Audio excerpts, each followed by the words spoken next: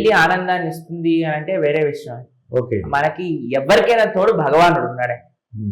ఏ అనాథకైనా నాథుడు భగవంతుడే, ఆయన జగన్నాథుడు, లోకనాథుడు.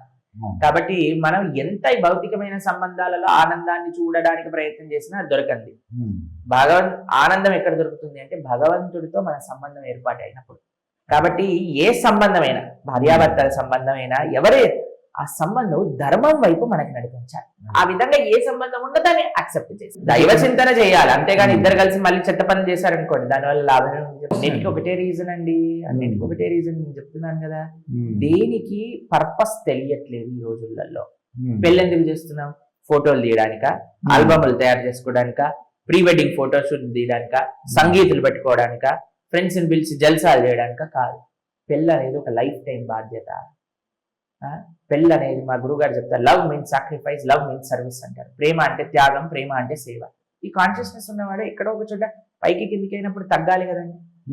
ధర్మం అంటే ఏంటి, వివాహం అంటే ఏంటి? ఈ రోజు అక్రమ సంబంధాలు, వివాహాలు అయిపోయాక ఎదుగురైపోతున్నాయండి. ఏంటి ఆ పవిత్రత తెలియట్లేదు.